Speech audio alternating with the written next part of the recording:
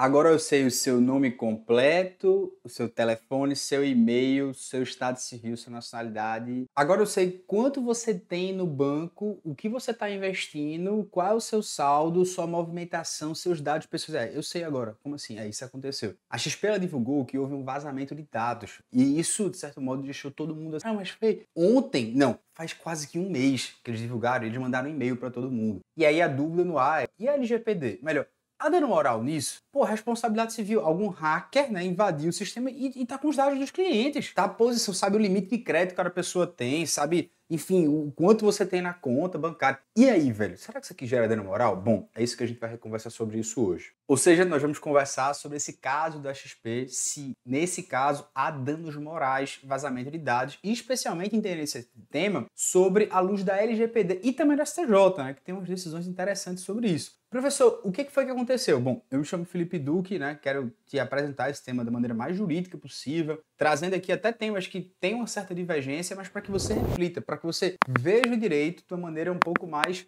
próxima. E vendo os casos reais e analisando juridicamente de como é que seria isso aqui. Dando uma aula para vocês que se é divulgado fazendo análise jurídica aqui como professor, tendo liberdade de cátedra. Professor, bom, se você tá gostando aí, velho, comenta de verdade. Poxa, a gente gasta um tempo danado para fazer isso para você. E eu queria saber se isso aqui te ajuda mesmo, né? Se dá para ter um viés assim no direito, até, enfim, tentar fazer com que você veja o que cai na prova. Isso aqui mesmo já caiu em prova, tá? Então, é importante a gente também refletir um pouco mais, pensar, raciocinar e não só decorar, né? Então, bora lá. Bom, o que foi que aconteceu? A XP, ela teve um comunicado, eu vou até ler, ele fala assim, prezado, em 22 de março, nós tomamos conhecimento de que uma base de dados que se encontrava hospedada em um fornecedor externo da XP, ela teve um acesso não autorizado. Imediatamente nós fizemos o bloqueio. Sua conta, seu investimento está em total segurança, nenhum sistema foi acessado. A utilização dos nossos aplicativos, tal. Mas ele pega e fala assim, que em síntese, o que aconteceu? Eles notificaram a galera no dia 24 de abril, eles dispararam e-mails para algo que aconteceu 22 de março. Mais de um mês depois, eles avisaram que aconteceu esse vazamento, esse acesso indevido de pessoas que, enfim, não têm acesso. Então, eles falaram, e quais foram os teus dados que foram acessados? Dados cadastrais como nome, telefone, e-mail, data de nascimento, CEP, estado civil, gênero, cargo e nacionalidade. Dados sobre produtos financeiros contratados. E aí ele fala, e resumindo, sua posição, saldo, quem é o seu assessor, limite de crédito, tudo que envolve a questão de salário, seguro, consórcio, previdência. Reiteramos, teus recursos estão em segurança, mas foram acessados. E aí, veja, o que é o contexto? Nós tivemos aqui dados cadastrais que foram expostos dos clientes. Dados financeiros que foram expostos do cliente. O produto contratado, qual é o número da sua conta, qual é o seu saldo, ou seja, quanto você tem no banco, né? Quanto está na sua, quanto tem na sua carteira. A gente sabe que hoje ninguém anda com dinheiro físico, então literalmente imagina alguém pega a tua carteira e sabe exatamente quanto tem na sua carteira. E aí, consequentemente, você fala, pô, agora estou disponível aqui, podem me assaltar, né? Posição, limite de crédito, sabe o que é que você, enfim, investiu, o que é que você confia. Né? E, apesar disso, a XP ela vai lá e diz assim, não, mas não se preocupem não, tá? Teus recursos estão em segurança. Não aconteceu nada. Não foram acessadas as suas senhas. Não foram assinatura eletrônica, biometria, esses documentos assim, não foram. Bom, o que acontece sobre o prisma jurídico mesmo da coisa? A gente tem a classificação legal dos dados, que no artigo 5º, inciso 1º da LGPD, fala de dados pessoais comuns. E também ele gosta de destacar que nós temos os chamados dados pessoais sensíveis. Então nós temos essas duas diferenças. O que é dado pessoal comum? A gente poderia dizer que o nome, teu e-mail, teu telefone, isso é um dado pessoal comum. O que é um dado pessoal sensível? A LGPD no artigo 5º, inciso 2 fala que sua origem racial, convicção religiosa, opinião política, filiação sindical, dados referentes à sua saúde ou à vida sexual, dados genéticos ou biométricos, eles são chamados de dados sensíveis. Bom, a grande questão que se coloca aqui, e é uma dúvida, é se os dados financeiros, que foram isso que são vazados, o que é que eles são? Eles são dados pessoais ou são dados sensíveis? Né? Pessoais comuns ou pessoais sensíveis? Por que isso faz diferença? Porque isso é fundamental para a jurisprudência do STJ que é o que a gente vai ver, dizer que isso aqui já é dano moral presumido ou não. E aí a questão é, velho, o dado financeiro, ele não está classificado expressamente como algo sensível. Só que o que a gente pode optar por interpretar? Veja, é uma informação que é protegida por sigilo bancário. Lei Complementar 105 de 2001 fala sobre isso. Então a grande questão e a dúvida é, será que o saldo, quanto você tem na conta e o que você está investido, são equiparáveis a dados sensíveis? Professor, por que isso importa? Porque o artigo 5º, inciso 10 da Constituição Federal, diz que é inviolável a intimidade e a vida privada. Ora, tem doutrinadores que falam que a privacidade econômica, né, o Anderson Schreber, por exemplo, ele diz que isso envolve, consequentemente, o sigilo das operações financeiras. Lembre, portanto, que a administração fazendária pode quebrar esse sigilo, pode ter acesso, mas ela não pode divulgar, porque isso aí seria, de certo modo, ter acesso a informações que não são do aspecto pessoal comum, é algo privado, né? Então, de certo modo, a confidencialidade, segundo algumas doutrinas, das informações financeiras integra, sim, a esfera da vida íntima da pessoa. Por que isso é importante? Bom, eu vou chegar nesse aspecto agora com você. Porque a LGPD, ela trata no artigo 42, falando que nós temos hoje uma chamada responsabilidade objetiva dos agentes que tratam os teus dados. Então, eles vão ser responsabilizados independentemente de você comprovar a culpa deles. Basta que houve um nexo causal entre o vazamento e o dano sofrido. Então, eu não quero nem saber se você tem que olhar lá para ser um fornecedor externo teu. Isso está no artigo 42. Está no artigo 45, dizendo que a gente aplica, inclusive, o CDC. E isso, o CDC também fala de responsabilidade objetiva. E também, de certo modo, tem a inversão do ônus da prova, previsto no artigo 42, parágrafo 4º da LGPD. Então, a XP ela não poderia nem dizer, não, mas é uma pessoa lá que, enfim, trabalha para mim. É você, XP. E se vazar esses dados, você é responsável por isso. O que a XP poderia alegar?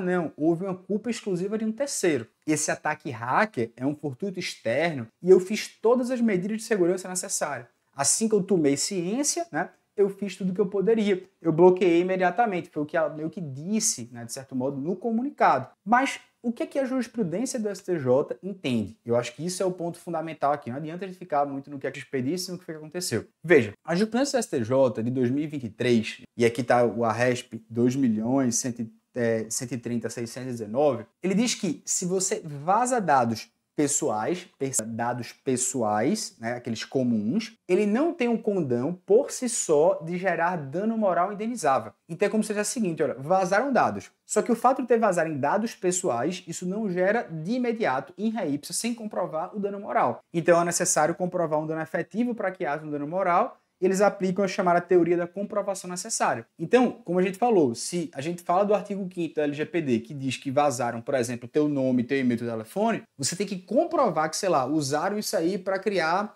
uma conta falsa. Isso é muito difícil, né? Você conseguir provar que foi por isso que houve essa fraude, né? Então, acaba gerando até uma prova diabólica, assim, contra o consumidor, vamos falar bem a verdade. Mas, perceba, é ser julgado quanto a dados comuns. Quanto a dados sensíveis, já temos o julgado de 2025 da ministra Nancy, que ela já fala o oposto. Ela fala, olha, se você vaza dados sensíveis, por si só, você já expõe o consumidor a esses riscos. Então, o dano moral aqui ele é presumido, ele é in re ipsa, você não precisa comprovar. Então, eu aplico a teoria do dano presumido. E isso, consequentemente, faz com que haja, de certo modo, esse dano moral de pronto para todos esses consumidores da XP. Professor, você está dizendo que há dano moral aqui? Veja, o que eu estou dizendo aqui é que não temos uma decisão em dizer que dados financeiros são dados sensíveis ainda. A questão é como a jurisprudência vai enquadrar. Dados financeiros são dados pessoais comuns ou dados pessoais sensíveis? Vamos aprofundar um pouco mais. Uma outra questão interessante que suscitaram é a questão do atraso na notificação. O artigo 48 da LGPD fala que a pessoa, os agentes de dados, né, o XP, ela tem que comunicar rapidamente, né, que aconteceu um problema. É a resolução da NPD que fala até em 2 dias úteis, né? E no caso ele diz, poxa, foi em 22 de março, depois de mais de 30 dias eu notifiquei. Então a XP disse que isso foi para fazer uma apuração completa, mas no comunicado ela não diz o motivo dessa demora para comunicar. Então, claro, as consequências desse atraso pode ser até infração administrativa autônoma pela LGPD por você expor os investidores a risco, né? Então essa comunicação deveria ser feita. Isso até pode ser um agravante da sua responsabilidade civil. Até porque, após o vazamento, ela tem algumas obrigações. Tem julgados do STJ que falam que, mesmo que você sofra um ataque hacker, o agente permanece sujeito às obrigações do artigo 19, inciso 2 da LGPD. Então, eles têm que compartilhar quais foram os dados que foram vazados, tem que declarar como é que ele tratou esses dados. E isso, consequentemente, faz com que ele não possa afastar sua responsabilidade por dizer, foi uma pessoa de fora que fez isso. Então, isso também é uma coisa que demanda cuidado. E o que os investidores, as pessoas que têm as contas correntes podem fazer? Elas podem, obviamente, entrar com tutela individual, né, artigo 22 da LGPD, ou até tutela coletiva. Pode vir aí Ministério Público, pode vir Defensoria Pública, Civil Vulneráveis, pode fazer uma reclamação à ANPD, né, que é essa agência nacional que trata ali, que inaugura a LGPD, e pedir a reparação por danos morais e materiais e até pedir informações. O que foi que aconteceu, de fato? Esse comunicado ficou muito vago. Obviamente, na esfera administrativa, tem muitas coisas que podem acontecer a XP. Ela pode sofrer tanto de advertências, até multas que sejam até 2% do seu faturamento limitado a 50 milhões por infração, a publicizar melhor essa infração, ela mandou e-mail para os correntistas e pode, inclusive, ter a suspensão parcial do banco de dados, né, até o bloqueio temporário. Então, tem algumas questões administrativas que podem acontecer. Bom, a grande questão, e só para resumir, é a responsabilização ou não da XP. Os argumentos das pessoas que entendem que há responsabilização da XP vai dizer que, claro, eles são responsáveis objetivamente. Há quem diga, de corrente contrária, que não, isso aqui é fato de terceiro, eles não seriam responsabilizados. Logo, houve uma falha no dever de segurança, para quem entende que eles têm dever de responsabilização. Outra é dizer, olha, a gente adotou todas as medidas possíveis. A responsabilização da XP seria alegada se você diz que tem um defeito na prestação do serviço, artigo 14, ou que seria ali um fortuito externo, né? Foi um ataque hacker. E também, consequentemente, ali se tem uma responsabilidade sobre os fornecedores, ou então que eles compartilham essa responsabilidade. Então a XP poderia entrar com uma ação regressiva contra essa pessoa que estava tratando ali os dados. Quanto aos danos morais, tem os argumentos a favor e contra. O dano moral in rei, aqui, né? Aquele que não precisa de comprovação. Quem entende que os dados financeiros são dados sensíveis, vai dizer, olha, embora ele não esteja legalmente classificado na LGPD, saber saldo de investimento afeta sim a privacidade econômica e intimidade financeira. Isso, inclusive, olhando para o sigilo bancário. Isso há uma insegurança em exposição dos dados, causa insegurança e vulnerabilidade, podendo trazer um julgado do STJ que diz que uma empresa de seguro, né, que vazou esses dados, ela, consequentemente, teve que se pagar dano moral em rei ipsa. Diferentemente, as pessoas que entendem que não haveria, que isso não seria um dado sensível, que não tem um dano concreto, que seria um mero de sabor. E aí, claro, também continuando a mesma ordem, né, das pessoas que entendem ou não entendem, obviamente vai ter a possibilidade até do dano moral coletivo, tem que olhar a amplitude desse vazamento e você poderia adotar como analogia esse precedente que fala dano moral presumido, vazamento de dados em contrato de seguro, que é uma situação análoga a esse setor financeiro. O STJ já decidiu isso em 2025. Por outro lado, tem gente que vai dizer, não, esse caso tem nada a ver com seguro de vida, foram vazados dados sobre a saúde da pessoa no seguro de vida, que aí sim são elementos sensíveis. Então veja, eu fiz esse quadro aqui só para que você veja se você gostou. Acho bem interessante, bem bacana. Tomara que você consiga, de certo modo, estar conosco nessa análise e também vir dizer a sua opinião aqui embaixo, beleza? Um grande abraço, fica com Deus e vamos lá.